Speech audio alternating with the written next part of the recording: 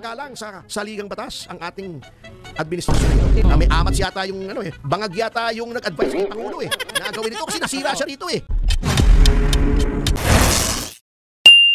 Yung sinasabi nila, di ba, ang daming nasuspinde na mga opisyal. Yes po. Sinususpinde. Bakit noong si Mayor Rama ay nasuspend? Wala ka namang narinig sa Malacanang.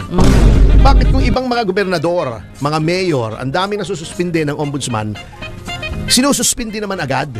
Bakit itong kay Gwen Garcia, ang daming sinabi ng ating Pangulo na parang pinagtatanggol pa niya? Di ba?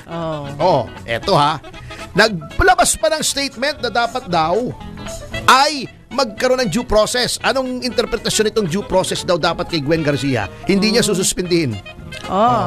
Ngayon, nagpahayag naman si Gwen Garcia, hindi daw siya bababa. Can you imagine yung kapal ng mukha nitong mga taong ito?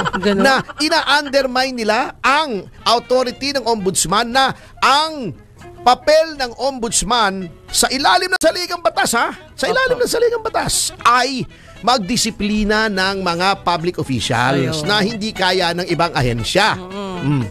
At kaya nga may preventive suspension para habang ang isang public official ay iniimbestigahan, ay bumaba siya sa pwesto para hindi niya masira yung mga ebidensya, ma-impluensyahan o takutin yung mga testigo, maggamit ang kanyang poder para mapagtakpan yung whatever crime that he or she is being charged with.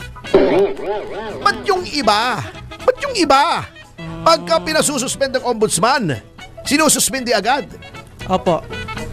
Ini-implement agad ng DILG. DILG po nagsususpend yan. Alam ko yon kasi galing ako DILG Pero parang ba't yung iba suspendido agad? Bakit pagkakaalyado? Due process, elected daw ito.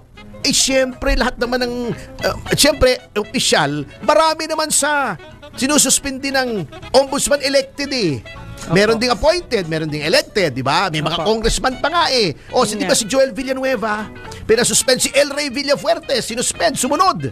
Si El Rey Villafuerte, sumunod agad. Sabi niya, 60 days, sige, umpisahan na natin, para tapos na. Bakit ito? Bakit katangit-tanging ito pinoproteksyonan ng Malacanang? Wala na talagang galang sa saligang batas ang ating administrasyon na ito? Hindi, pag nakakapit ka sa mataas, ganun talaga, sir. 6 months preventive suspension of Garcia. Yun.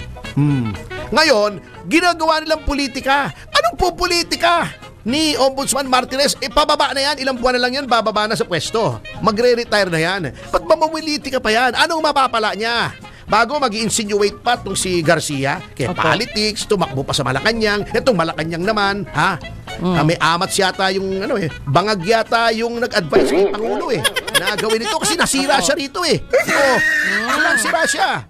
Napakahalay, Mr. President. Kung sino man nagpayo sa inyo nito, kutusan nyo at sundutan nyo ng kawayan sa puwet. Kasi pinahama kayo. Parang nawawala na yung kredibilidad ng Pangulo dahil nasisira talagang talaga. politika na. Yung DOJ ang politicized. Yung DILG ang politicized. Sige, sirain nyo pa yung konstitusyon. 3 taon na naman kayo. Tingnan natin kung paano paalaala sa inyo. Paano kayo maaalala ng ating taong bayan. Para nangyari kay Noynoy. Kung may Noynoying, mas malala pa daw. Bongbong